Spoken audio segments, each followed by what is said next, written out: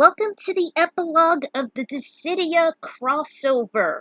Last time, Firion and his gang have actually went to the final stronghold and defeated the Warlock Lord and the Behemoth.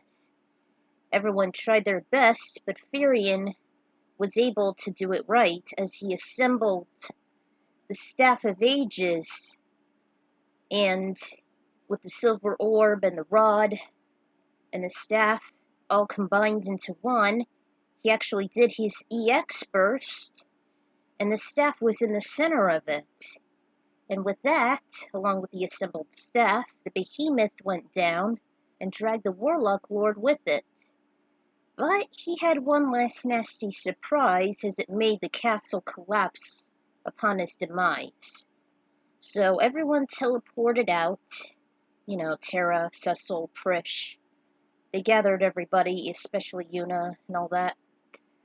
They teleported everybody out, they returned to Stormhaven, and they went across some two special guests, Gomez and Jet. With that, it seemed like they redeemed themselves, because, they were part of chaos. So, everybody went their separate ways, and Firion was the last. And now we have one more chapter, which is the epilogue, that wraps up everything that Dissidia actually failed to do. Instead of just wrapping up everything in one neat little package, they continued with NT, which was pathetic. Alright, let's get this thing going. Alright, here we are, the epilogue. In a flash of light, Luneth woke up inside the crater. Not right now. In a flash of light, Luneth woke up inside the crater. It was the same place where his first adventure started before he was summoned by the goddess of harmony. The sun burst open from the dark clouds, and it shined on the crater where he stood. Was the world in peril when I was called by Cosmos? Was it from the cloud of darkness? Or chaos? With a new determination, he climbed out of it and headed to his hometown, which was a couple of miles away. During the journey, he was so relieved that there were no monsters or mannequins for him to fight. I think that should be capitalized. As he looked at the village, he thought to himself, how long has it been since I left? Everyone must be worried about me. Well, they should worry no more, because I'm here. I'm home! He ran as fast as his little legs could carry him. Ark, a friend of Luneth, was once again picked on by the children, and all they'd done was fill his head with nonsense upon the Onion Knight not returning. That putrid punk is never coming back. Yeah, where is your protector now, puny Ark? He laughed and his face blushed as red as a ripe tomato. He so long wished that his best friend would show up. Suddenly he heard footsteps walking close to them. He looked up and saw a shadow of a young man. He shielded his eyes until the glare faded. It was him, his best friend Luneth. Is that him? No, it's a ghost of Luneth. Let's get out of here! Ah! They ran for their lives, and slowly Ark rose to his feet. He spoke with complete astonishment. Luneth? Is that truly you? Yeah, it's me. Gosh, it's been so long, Ark. You've changed. The Onion Knight looked at himself and showed his friend. Yeah, I got this brand new outfit from Cosmos. Cool, huh? Ark scratched his chin in thought. Who's Cosmos? Is she from space? Or from the void? Luneth became bashful as he scratched his neck. Well, she's actually, Luneth! It was Tapa, the village elder. Hey guys, Luneth's back! Oh my gosh! Oh my gosh! The woman came trotting toward him and hugged him as she burst into tears. It was Nina, his adoptive mother. Oh my boy! Where were you? Her face grew stern. Don't you ever wander off on me again! You're grounded! But Mom! Tapa laid a hand on her shoulder. Now, Nina. Luneth went on his adventure with Ark. They defeated the Cloud of Darkness and saved the world. Oh, I did see the Cloud of Darkness when I was summoned by Cosmos. You mean she returned? Yes, but you defeated him, right, Luneth? Yeah, but... What is it, young man? Yeah, what is it? She died. Cosmos. She was a goddess we were fighting for. We? You mean you weren't alone?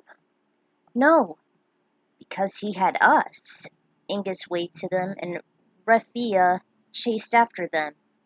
Luneth! Oh, thank heavens you're alive! Sorry. Luneth! Oh, thank the heavens you're alive! She embraced and kissed him. He blushed and Ingus approached as he playfully slapped him on the shoulder. Hey, buddy! Glad you're here! My kingdom became so restless during your disappearance. And so has Sarah. Especially Sarah. She just couldn't stop worrying about you. And she kept having nightmares about you in the cloud of darkness. You didn't face her, did you? He said he has. And what were you saying about the goddess?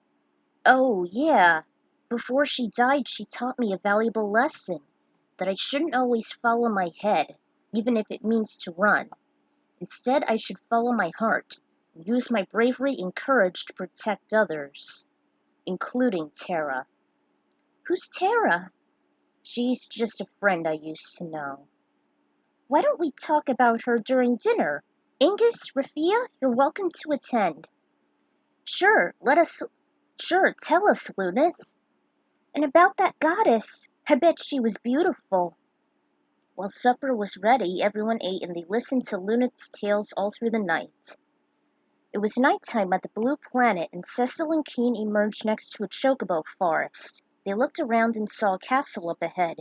They assumed it was their hometown, Baron. They could almost see the towers above the trees amongst the darkness and the light of the full moon. Unlike 3, I know this from the back of my hand. We're here. Look, that castle. I think it's Baron. Let's go. Cecil led the way past the sleepy village to the place where they belonged, but Kane stopped. Cecil! Faced him with concern. What is it? I'm not sure if I can go through with this. I mean, should I stay at Mount Ordeals? Or... Cecil! Is that you, my lord? A guard squealed and hurried inside to carry the message that Baron's saviors have arrived.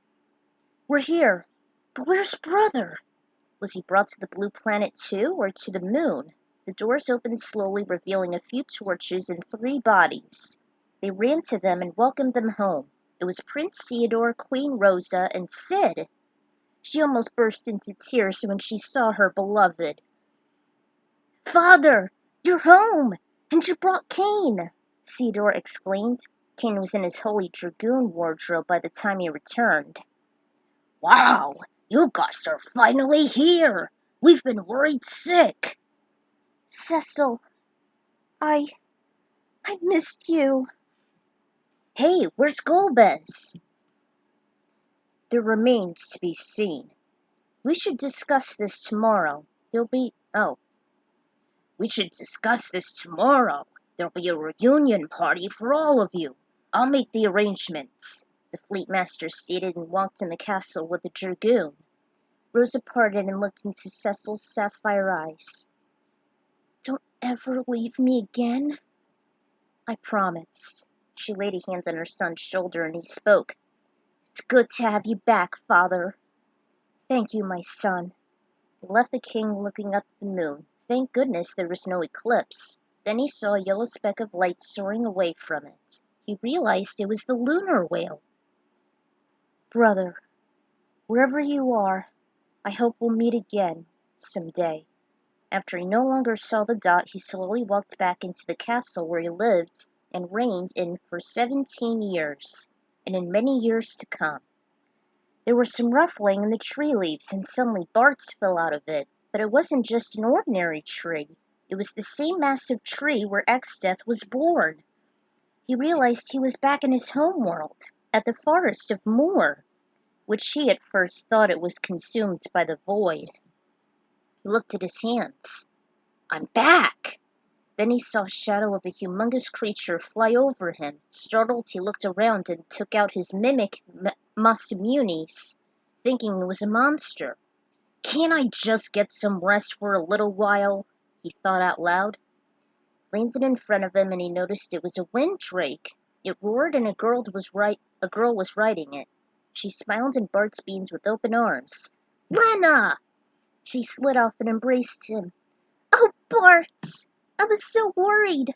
I thought I lost you after you vanished from the void." "I was, but..." Bushes shook their leaves and 3 chocobos emerged. Ferris and Cryle were riding them, and Boko looked and squawked at his long-lost friend. "Hey, everybody! Bart's is here!" Lena said with excitement. Ferris and Cryle climbed down and hugged him. Cryle almost squeezed the life out of him. "Where were you?" Yeah, tell us. We've been searching for you for 3 months." "That's how long it's been?" He apparently lost track of time since he was called by Cosmos. Boko crowed, waiting for an answer. "I was summoned by someone very special." Gentle breeze whizzed above the forest. "Terra? Terra!" Voices were heard as she woke up from her slumber. "She's awake," the girl said, and she rushed out of the room. Terra looked around and she realized she was in Mobliss. She was in the same room she was in when she was recovering after Kefka's assault on the world of balance. The kids gathered around and Terra spoke. "Where am I?" "You're in Mobliss." "Ah, I see. We thought you were dead. That's why we brought you here." "I was dead?" "Well, your body was motionless, and the last thing we heard was from Rama, that you would die and never return since you were an Esper." "And now you've returned!" the kids cheered. "Cecil was right. People did welcome me with open arms. They cared about me after all I did." "Terra, something the matter?" "No, it's fine." "Oh, we brought someone," the girl said, and in came Gao. I hope I did it right. "Terra! Thank goodness you're here! Look, I was tired of living like a street rat, and I want to copy your magic. Could you let me, please?" She nodded and grinned. Even if it's a world without magic, I can still use it. It was a gift from Cosmos for saving my home. Thank you." She got up and the children followed her outside along with her new apprentice. Tifa and Cloud parted as they found themselves inside the core above the life stream. There was a minor quake, but it was nothing for them to worry about. Suddenly they saw a beam of light shining in their eyes, and a shrill voice was heard. "Hey! There they are! I found them!"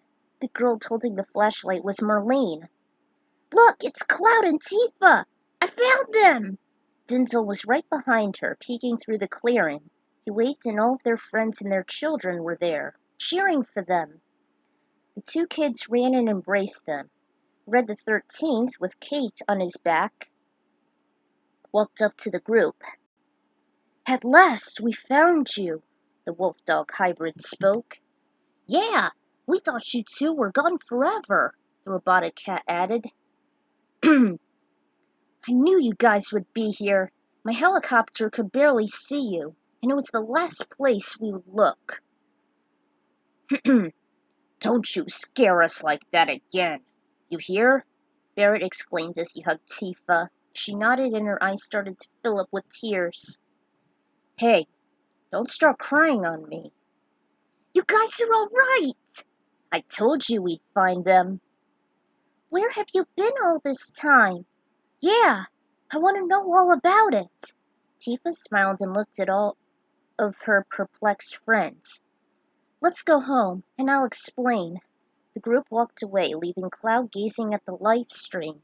Suddenly he heard voices from Zack and Aerith. He looked up at the stalactites and saw them. You should go, Cloud. They're all waiting for you. Were you the ones who led them here? Yes, we didn't want to give their hopes up. So, so when the time came, we guided them here. And Cosmos, whew, she is hard to resist. Zach's just joking, Cloud. But she is with us now, and will always be with you. For eternity. They vanished and Cloud hung his head in thought. I will see you all again. Someday. But until then, I'll have to keep moving forward. For all our sakes. He rose his head and slowly walked out of the core without looking back. When Laguna opened his eyes, he realized he wasn't with Squall anymore. In fact, he was in front of Rain's grave. Elone walked over to him with something wrapped in a pink blanket. Father! Father! She snapped him out of his reverie and looked at his friend running toward him. Elone! Is that really you? He gently touched her face and she smiled. Yes, it's me, but I have someone who would like to meet you. She showed a baby with short black hair sleeping in her arms. Who is he? This is your son. She handed him over and Laguna cradled him. He opened his eyes and cooed. What do you think we should call him? Elone asked. Laguna thought for a couple seconds, breathed in and said proudly, We'll name him Squall. He'll be as strong as a gust of wind. Squall? Where did she come up with that name? It reminded me of someone I used to know. For the first time, the baby smiled and Laguna immediately grinned right back. When he returned, Zidane knew exactly where he was, inside the tree in the dying world. He was trapped in the same place where Kuja was dying, only this time he wasn't there. Zidane tried frantically to find a place to escape, but to no avail. His mage masters hardly did the trick. As soon as he gave up all hope, there was a faint light. After each minute it grew stronger, until it burst open the tree. Debris flew and the genome covered his eyes. When they cleared, he could see Cosmos. Cosmos, you're still here? You were right, Zidane, of what you did. What? I remember your words when you were trying to save Kuja, about life having its meaning regardless of who we are. Oh yeah, I told him that what he did was wrong. He gave us one thing, hope. We were both created for the wrong reasons, as angels of death. But you defied all that. I'll never forget this because you gave life a true meaning. Follow me. To where? An old man at the Tower of Alexandria prayed to the twin moons for his wish to be with his beloved. Are you sure this is the place? Will she still remember me? Just have faith. Then he said aloud, I beseech thee, wondrous moonlight, grant me one wish. He took off his cloak, and only a thin silhouette appeared and declared, Bring my beloved Garnet to me! And a light showed him the way. Upon the stranger's voice, Garnet raced down the steps to the main castle grounds. Outside was a glaring sunlight, but when she rubbed her eyes, she saw the one she cherished the most. It was Zidane! They embraced each other, and the crowd cheered in glory. When they calmed, Zidane had some news. I'm so proud to be back where I truly belong. Zidane! Where were you all this time? It's been a year since you left. Wow, it's been that long? You've got some explaining to do. Okay. As you all know, I was trapped inside that tree where Kuja died. But he wasn't actually dead.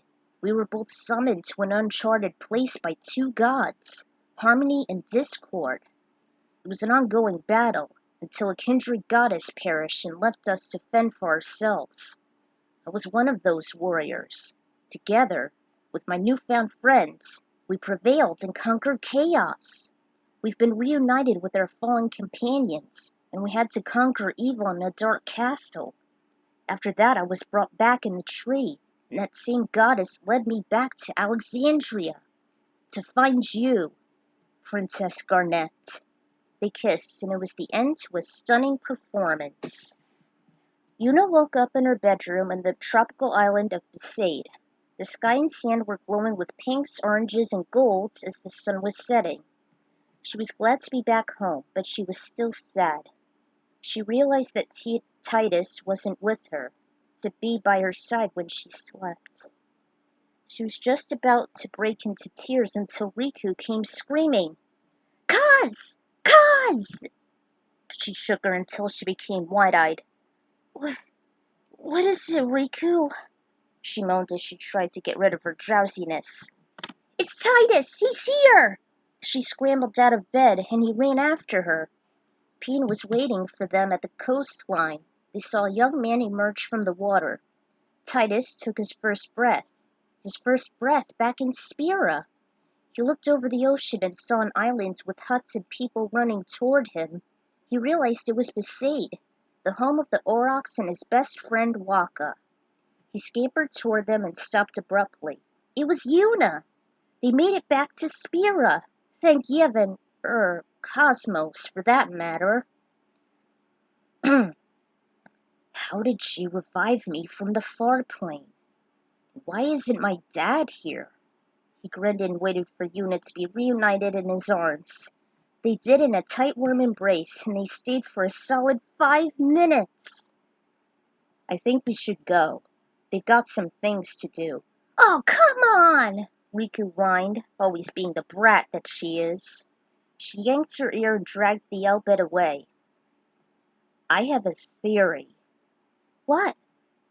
"I thought at first it was the Faith who remembered me, and it used and combined its thoughts together to bring me back. I did see some pyroflies before I was underwater. So, I guess that sounds right." "It was Cosmos." "Huh?" "It was Cosmos who persuaded the Faith to bring you back, so we can be together." "Are you sure?" "Hey, at least you're not in the far plane. Otherwise it would have been a punishment from Chaos." "Yeah, about that. I'm really sorry. I remember a lot of anger and hatred toward my old man, and Chaos just kept whispering in my head that I should kill him. I heard and saw you, but I tried to keep you away so you won't get hurt. But man, he just wouldn't shut up. Then I remembered protecting you from the Emperor, and my dad was giving me his light so I can survive. And then I woke up in the Crystal World with Firion, Cecil, and Cloud. Then I defeated Chaos, and I saw you." She hugged him again. "Well, the war is over. Sin, Chaos, and the Behemoth are gone. What do you want to do?" She took a deep breath and a few minutes to think. "Let's talk with everyone." "Okay, sure." They walked hand in hand to the village. Vaughn ended up where the straw once stood. I don't know if I'm saying it right. The airship reminded him of his dream on being a sky pirate and no longer living in the slums. As he climbed onto the helm to investigate it, an old friend was waiting for him. I thought I'd find you here. It was Penello." "Hey!" They embraced each other, but something wasn't right. He was missing something. Or someone. "What is it, Vaughn?" "Oh, it's nothing. I was summoned by Cosmos and I met someone who was very important to me. Terra." "And you miss her?" "Yes. But I'll visit her in Mobliz. At least that's where she told me she'd be. If I can be a sky pirate, that is." "Do you want to see her?" "Of course." "Well then, it's all yours." "What? The straw?" "Because of how you saved it from the Bahamut, Balthier wanted to give it to you. But we thought you were..." He put his assuring hand on her shoulder to stop her from shaking. "Hey, it's okay. I'm here." She hugged him. It felt good when she was close to his body, so warm and comforting. "I really miss you." "I miss you too. Say, Want to go with me to Mobliss? There you'll meet Tara, and I'll appreciate the company. Canelo gave a big smile. Of course I will. Well then, let's see what this baby can do. He started up the engines and he traveled through the Evalis on their way to a new adventure. Lightning was beginning to wake up after her crystallization next to her friends Snow, Hope, and Sash. They were all standing below a crystallized cocoon along with a trail descending to the surface of Pulse. Her friends ran to her as they gave her a surprise. Lightning! Did you see that? Snow asked in amazement. See what? Hope explained. I saw the Ragnarok bursting out of the surface and be crystallized as he held Cocoon up, preventing it to crash down to Pulse. It's amazing! Lightning, there's someone who wants to see you. Soon enough, there was a girl who looked exactly like Lightning, but younger. It was her long-lost sister, Sarah. They reunited as they embraced each other tightly for about 3 minutes. Hope moped as she recalled the loss of 2 companions. Lightning asked what the problem was. Nothing. I was just remembering Vanille and Fang sacrificing themselves as they summoned Ragnarok. They were crystallized after that. But why have we awakened? And why is Sarah here? I'm not sure, but I think our Elsie has disappeared, and since the Falsi are gone, we can't turn to crystal again. Hey! Daji ran toward the startled group. Now we can live our own lives. Everyone went, leaving Lightning gazing up at the sky. Cosmos, wherever you are, and whatever you've done, thank you. She walked away to join with the others. Back at the Abyssy, a mysterious young man known as the Adventurer saw a ghostly image of the female Elvon he once knew. In her astral form, Prish grinned down at him. He always knew that Prish was indeed his heroine, as he prayed she'll eventually evolve into the Dragon of Pure Light, Shinryu, will vanquish all the unseen monsters the unforgiving terrain had to offer. The traveler also wished she would absorb everyone's spirits for that moment, since she was known as the sole survivor of Pramathia. Shintoto wound up in the village of Vanadil. It was once her home of the most powerful Taru black mages. She began to relax at her private quarters as she embraced her retirement. No matter what, she was always willing to carry on her lineage for her family's sake, though she realized she was aging.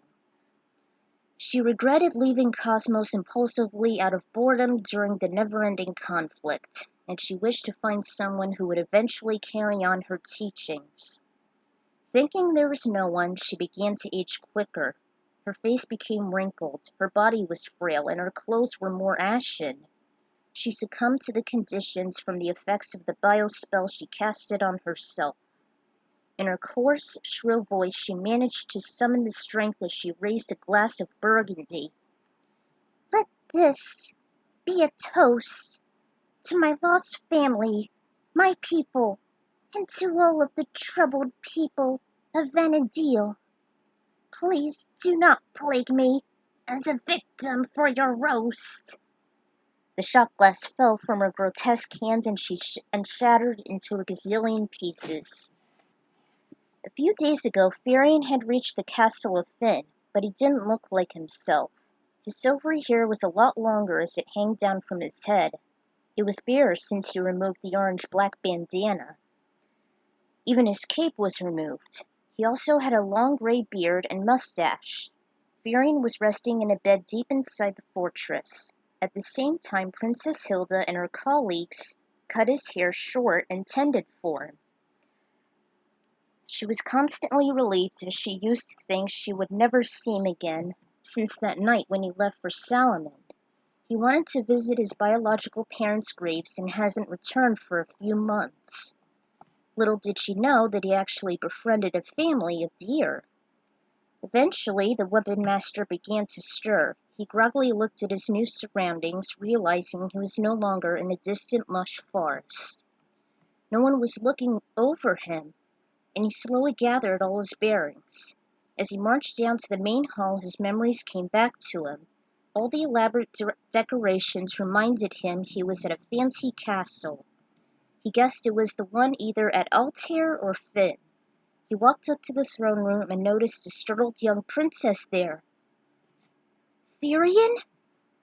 Yes? Who are you? Firion, I'd never thought I'd see you again, she said as she was walking forward. You look so frail when we found you. I thought you were never coming back here to Finn. Finn? I met Finn? Then you must be Princess Hilda? Yes, it's me, she cried and embraced him tightly. It's been far too long, Firion. I figured you had forgotten about us. Actually, I just remembered. What do you mean? Firion explained he was in Salaman visiting his family like he promised, then succumbed into a deep depression. He soon found himself in Dissidia and couldn't recall what he was anymore, or who he was. He later met Cosmos and her warriors, then eventually Mateus and Chaos. Over time, he began to put some of the pieces together little by little, as he wanted to follow his dream on planting the world with wild roses. Huh. I'm surprised about this.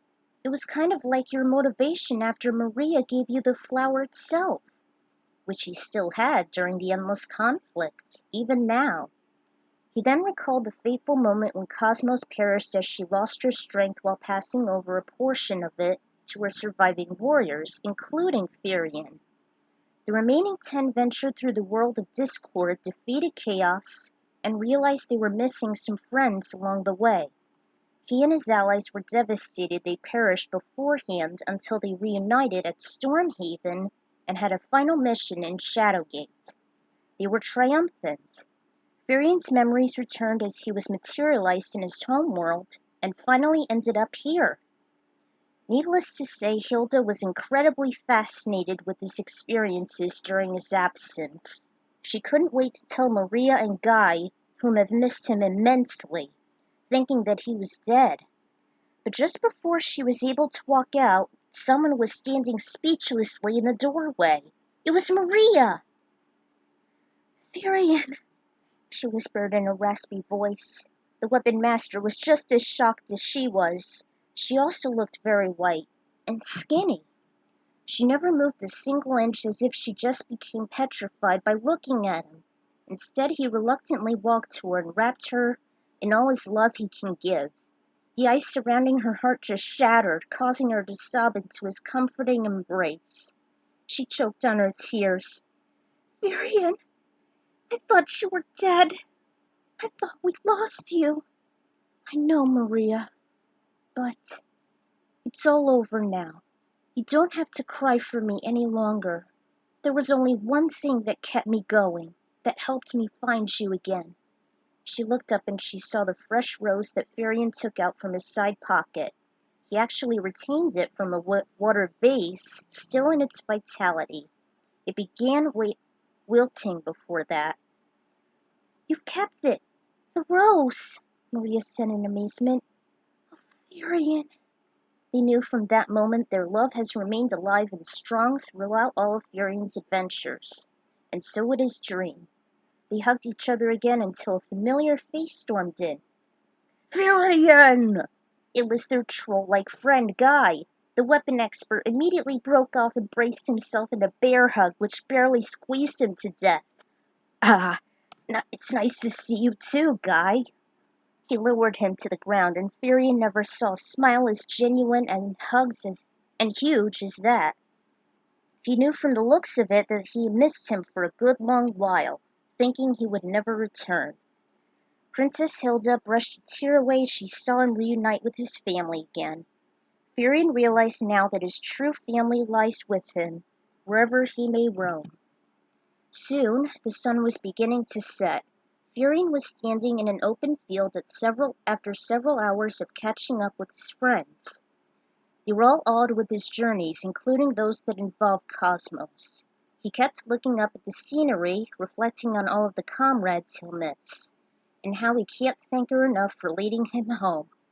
A home where it was now at peace since Emperor Matthias is no more, both in Dissidia and in the castle Pandemonium. Maria walked up to him with a smile. Firion, you're here. What are you doing? Oh, Maria, I was just thinking. About your friends? Yes. I can't tell you how much I will miss them. They were the ones who supported and followed my dream. Cecil, Titus, Cloud, Lightning, Cosmos, everyone. I could never have made it this far without them. I know I'll miss them forever. However, it was you and the rose that kept me moving forward. I want to start this dream I came up with since I was revived in Dissidia, so that I can help people heal their deep and emotional wounds from war. Even mine are still healing. I want to bring peace and happiness to the world, just as Cosmos nearly did. Maria touched his hand. We will make that dream come true. I promise. We already restored peace to the world when we defeated Matthias twice. And so did you thrice in Dissidia, and when you beat Chaos in the Behemoth. If it wasn't for you and your friends, our world may have ceased to exist. Firion had always feared that, never left his mind until he finally reached Finn and saw that Hilda, Maria, and Guy were all right. He held her close to him. Oh, Maria, you and Cosmos were the lights through the darkness and the despair. I know you and Guy will help you fulfill it. He continued to caress her until she broke away. Come, we're waiting for you inside. You should see the house the townspeople helped us build. It's almost like our family's homestead. He smiled and she walked away. He gazed at the fresh wild rose he had in his possession since Maria gave it to him for support, and when he found it again in Dissidia. It wasn't just the symbol for tranquility nor the emblem of the rebellion standing up against Palamecia. It was hope and love for him. His heart became warm and light as he saw it and looked up at the sky again. I will follow and fulfill my dream, for all my friends, for my family, and for Cosmos. I cannot thank all of you enough, and this will be a display of my gratitude. May the light forever shine upon all of you, and may we see each other again, someday. He walked inside, not noticing a group of rose petals dancing in the air. I hope you like this crossover. It took a lot of research to include their pasts, especially for the characters I wasn't familiar with. Final battle and the epilogue were extremely difficult, and I don't really like the idea of the remake for Dissidia, even though the characters are able to retain their memories this time. Also, there are a few things I overlooked concerning the prologue at Shadowgate. Lakmir was the surviving member of the Hero Kings, a group that was slewed by the Warlock Lord. They were able to steal away his body to prevent another war in the forbidding fortress of Shadowgate eons ago. Both Shadowgate and Stormhaven are located in a world named Tyragon. Talamar was once one of the Circle of 12, who were a group of powerful, benevolent wizards. However, his soul became corrupt, and in an attempt for freedom, he managed to summon the behemoth from the depths of hell. Shadowgate was located at a land called Kal Zathan at the top of Gatekeeper Mountain. Fortunately, Lakmir heard Cosmos' call and summoned the 17 warriors to prevent bloodshed and destruction to his world as well as theirs. So yeah, that was the setup I regretfully ignored here. I figured it would be appropriate to end the crossover with the song you'll hear in a minute. Much like the staff roll, it should highlight all the events from Dissidia to the fic. After all, Firion was the head character, replacing the warrior anyway. I personally think he's a hell of a lot better than that lousy, overrated mannequin. For those Warrior of Light fans out there, I apologize for not putting him in. Here are a few reasons why. 1. he stays at the Cornelia Isles for a couple reasons, and I'll be as honest as possible. Even though he's the leader, he stays there because it is his home world. And two, I'm not too crazy about him.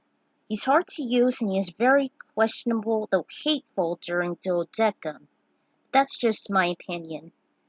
Anyways, read, review, and tell me what you think. I've worked very hard to finally conclude this, and I'm sure Dark Soul 26 won't want it any other way.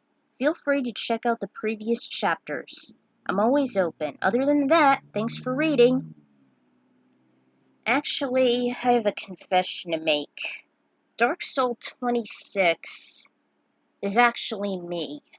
It was my old account on fanfiction.net before I lost access to it, and the story's been on hiatus ever since. So, after about 6 years, I was finally able to finish it. So, that's it, guys. So this is the Ekron Writer signing out, and hopefully I'll do more Final Fantasy fics in the future. Hope you guys enjoyed this long crossover. I'll see you all next time. And I leave you with this epic vocal.